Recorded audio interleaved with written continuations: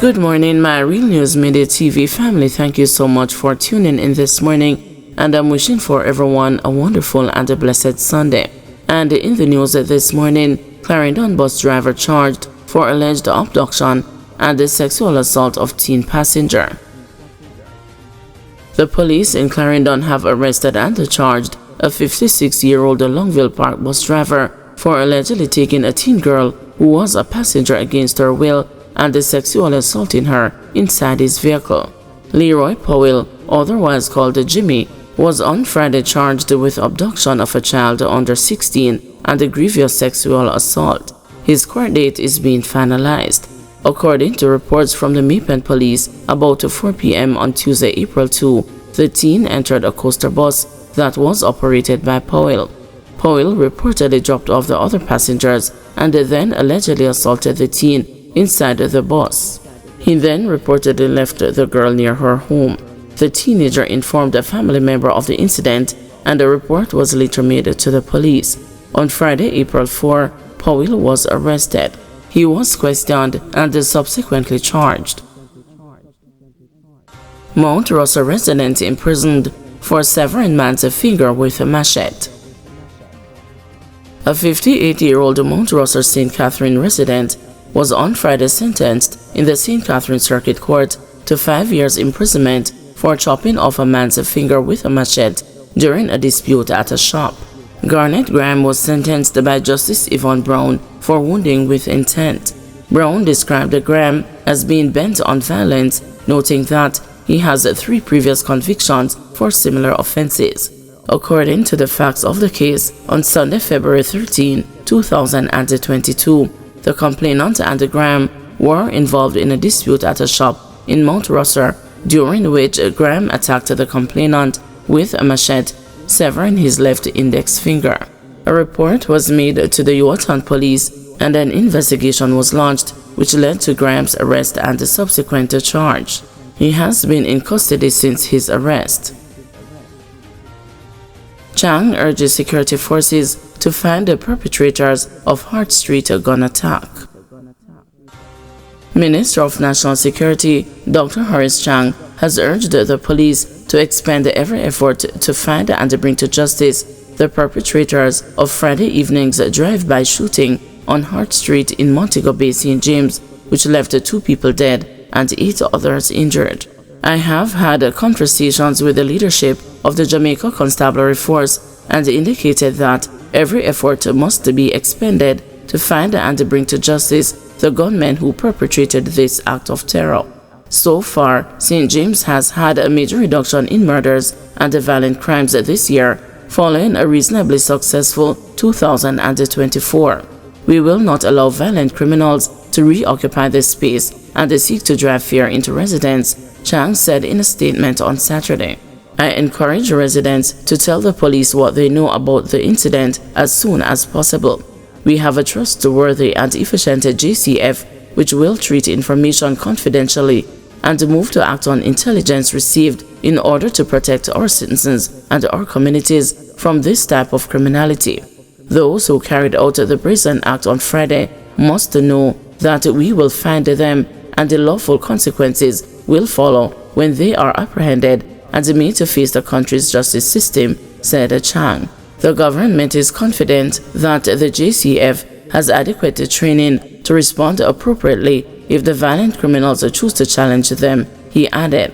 Chang said he has taken note of reports indicating that the shooting is believed to have been an act of reprisal for the killing of a gangster's relative last year.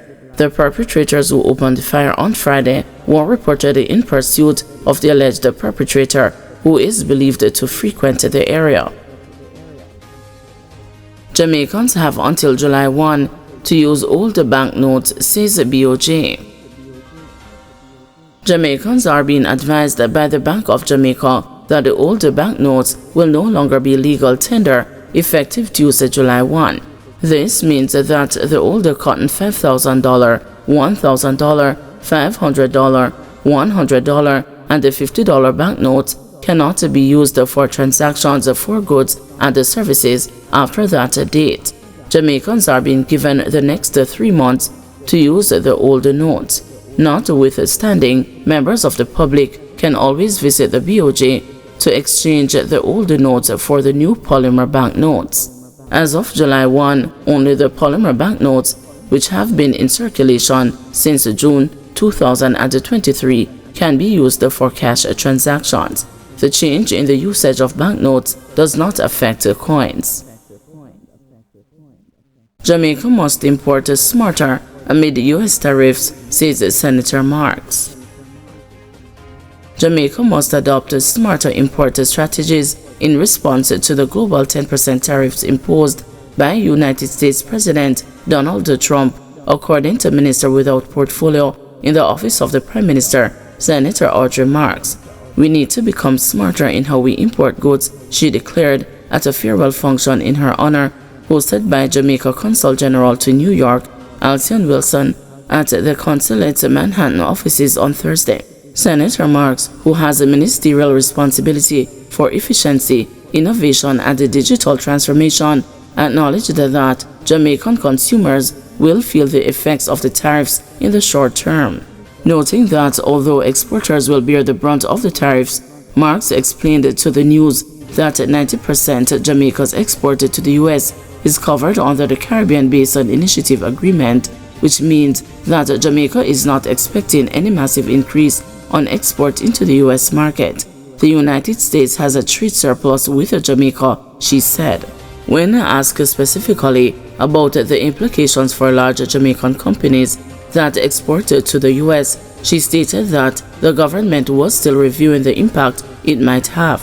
Marks, who until recently served as Jamaica's ambassador to the United States, noted that existing trade agreements and the free trade mechanisms provide opportunities for Jamaica to maximize its exports. She stressed that the tariffs are not specific to Jamaica, but are part of a broader U.S. policy affecting global trade. To address the challenges posed by the tariffs, the senator said she plans to meet with Jamaican exporters and importers to explore ways to mitigate their impact. We will have to determine how we can mitigate the impact of the tariffs on our exporters, she told the news. In 2023, the United States accounted for approximately 50% of Jamaica's exports and 41.3% of its imports. Discussing Prime Minister Dr. Andrew Holness's directive for her to streamline Jamaica's bureaucracy, Senator Marks revealed that she would be forming an advisory council rather than a traditional task force. We have had task forces before and reports are there. I believe an advisory council will be more effective, she said. I will be calling on the diaspora in this regard because we have the expertise abroad that can help make a difference in streamlining government services.